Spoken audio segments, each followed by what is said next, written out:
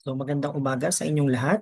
Ngayon ay tuturuan ko kayo kung paano kunin ang frequency distribution ng inyong research data gamit lamang ang Excel automated na hindi nyo na kailangan magbilang, and I will discuss it. Ituturo ko sa inyo ito ng Tagalog. Okay. Sa halimbawa, meron tayong 15 na mga statements or 15 mga questions sa inyong research survey. At meron tayo halimbawang 75 na respondents. So, kailangan nakaayos ng ganito ang inyong data. Kung saan si respondent 1, nilagay nyo kung sinagot ba niya ay 4. Sa number 2, ganun, ano ba sinagot niya? Sa number 3, ano sinagot niya? Kaya mapapansin nyo dito, nakaayos siya ng per question. Question 1, question 2, and then respondent 1. So, lagay nyo lang yung pinakasagot nila. So, sa mga Google Forms, kapag i-convert nyo sila sa Google Sheet, actually magko-convert na siya ng ganito. So, proceed tayo. So, ganito lang kadali. Sa, sa Excel, gawa kayo ng ganitong table kung saan merong 5, 4, 3, 2, 1 sa gilid, or depende kung ang inyong data ay may 4, 3, 2, 1 lang, 4, 3, 2, 1 lang ang gagawin nyo. Kung meron kayong 3, 2, 1, 3, 2, 1 lang din gagawin nyo. O kaya naman meron kayong 6, 5, 4, 3, 2, 1, then 6, 5, 4, 3, 2, 1 gagawin nyo. Ganon din naman sa question. Kung 10 lang ang questions nyo, then 10 lang din ang i-prepare nyo. Kung meron kayong mas maraming question, then prepare kayo ng mas maraming um, row and columns. So first step, na laging nakakalimutan ng iba, kaya nagkakamali sila, is yung i-highlight muna. So for example, we have question number 1. I-highlight nyo yung pinaka-cells. Lahat ng cells na lalagyan ng data, na paglalabasan ng data. Pag hindi nyo siya highlight, mamamali ang inyong sagot. Okay, ngayon na na-highlight mo na, pindutin mo ang equals. Then, i-type mo yung word na frequency. Then, open parenthesis. Nakalagay dyan data array. Ibig sabihin yan, i-highlight mo lahat ng data mo. Lahat ng data mo for question number 1. So, balik tayo sa gilid. Nandun yung data natin kanina. So, i-highlight mo yung data mo for question number 1. So, ito, mula sa pinakauna mong respondents hanggang pinakadulo mong respondent. So, respondent 1 to respondent 75. Okay. Huwag ka munang pipindot ng kahit ano. Click, comma. Then, wag ulit pipindot ng kung ano-ano. Balik ka dun sa table mo kanina. Nakalagay beans array. Beans array, ito yung pagbabasihan ng data mo. No, ito yung pagbabasihan kung ang binibilang mo ba ay 5, 4, 3, or 2, and 1. So, ang i-highlight mo dito ay yung 5, 4, 3, 2, 1 mo. Or kung 4, 3, 2, 1 ka lang, yun lang i-highlight mo. Okay? Highlight mo siya. Lahat. Then, close parenthesis again. Huwag muna tayong mag-enter. Marami ding nagkakamali dahil dito, yung iba nag-enter agad. So again, huwag muna kayo mag-enter after ng close parenthesis. Pindutin ang Control, Shift, huwag bibitawan, then Enter. Kusa nang lalabas ang inyong frequency. Nakita nyo? Okay. Try ulit natin sa question number 2. Again, first step, i-highlight yung paglalagay natin ng data, na paglalagyan ng frequency. Then, click equals, type frequency. Then, open parenthesis, data array, kung nasa ng data mo, highlight mo siya. Question number 2 tayo, kaya question number 2 ang i-highlight. Mula sa pinakauna hanggang sa pinakadulo mong respondents. Then, comma, balik ka dun sa lalagyan mo ng data. Okay. Then beans array, again, kung ano yung pagbabasihan ng data. 5, 4, 3, 2, 1, 4, 3, 2, 1, etc. So, ito yon. Then, closing parenthesis, again, do not enter yet. Huwag muna tayong mag-enter kasi dito tayo nagkakamali. Yung iba napapansin ko, pag nagtatanong sa akin, Sir, bakit tayo po gumana ng amin? May na-skip kasi kayo. Either in-enter nyo agad or di nyo hinighlight kanina. So again, close parenthesis nyo. And sir, paano po pag gusto namin? Dire-diretso na yung i-highlight po namin hanggang dulo para di po kami paulit-ulit per question. Ang gawin nyo lang ay punta kayo dun sa part ng beans array. Ang beans array nyo, itong ikalawa, yung pagtapos ng comma, lagyan nyo siya ng dollar sign. Lagyan nyo ng dollar sign doon, bago yung letter, then bago yung number. Ganun din sa kabila, bago yung letter, bago yung number. Sa Excel kasi mga anak, kaya tayo naglalagay ng dollar sign. Ibig sabihin nun ay para ma-fix, hindi magalaw. So, yung mga lahat ng walang dollar sign, gagalaw yon, pero lahat ng um, may dollar sign, hindi siya gagalaw. So, kaya hindi natin, nilagyan natin siya ng dollar sign para hindi gumalaw yung beans array kasi lagi namang 5, 4, 3, 2, 1 yung data natin dito sa example na to.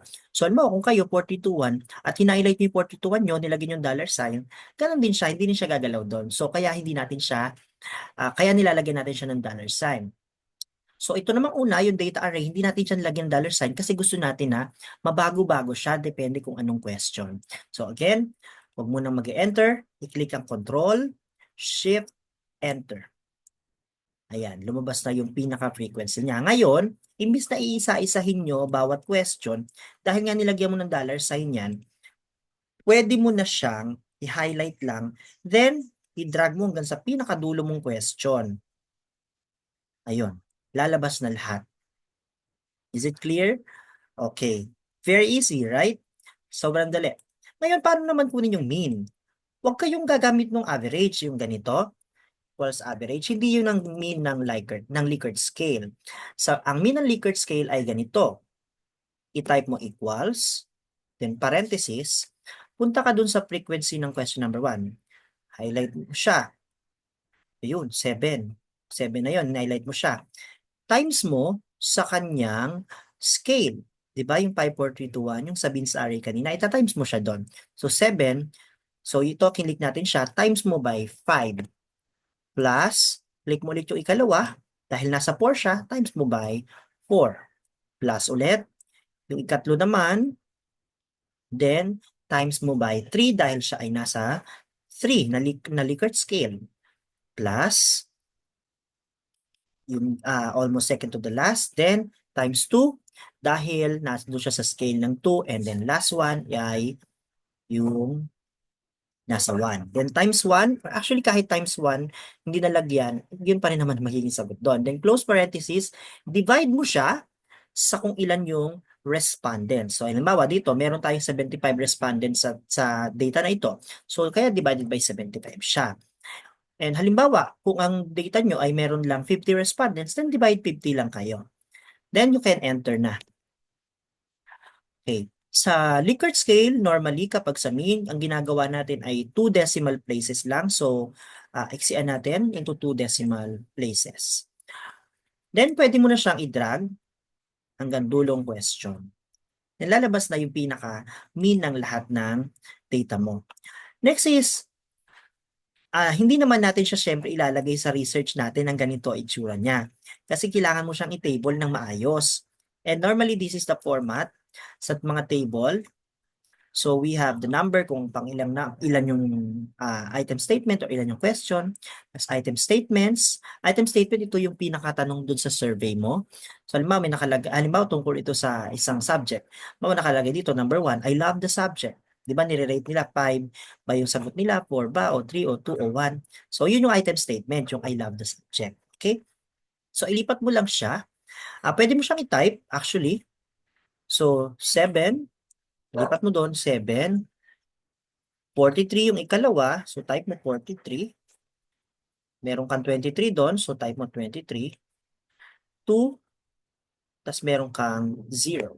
Pwede mo rin i-type yung mean, 3.73. Or you can also do this. I-highlight mo siya. So we can highlight na lahat yan. I-highlight nyo.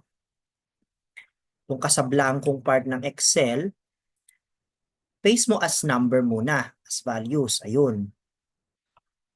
Ngayong na-paste mo na as values, ayan. Copy mo ulit naman yung na-paste mo as value. Then, sa malinis ulit, click mo yung copy na nakatranspose. Ayun. Then, ayan na siya. Lagay mo na siya dun sa pinaka-table mo. Paste mo na lang siya as values. Then, complete na yung iyong um, frequency distribution, lipat mo na lang yung mean, pwede mo rin siyang i-copy-paste, then transpose katulad ng ginawa natin kanina. Or pwede mo rin siyang i-mano-mano. Okay? Ngayon, doon naman tayo sa pinaka-final mean. So, lagay natin muna pala yung ating, again, ulitin natin para madali sa atin. Ulitin ko para mas maintindihan nyo. Again, pwede mo siyang i-copy na yung pinaka-data mo. Sama natin yung mean ngayon. Copy. First step, doon ka sa blanco, i-paste mo as value, yun. Tapos, copy mo yung pinaste mo, then i-transpose mo siya, ayun. Then pwede mo na siyang i-paste dun sa pinaka-table. So again, 2 decimal places. So ganito, dumami yung decimal, iayos lang natin into 2 decimal places. And then, igitna natin siya para magandang tingnan. Okay. Ngayon na meron na tayo, complete na tayo dito.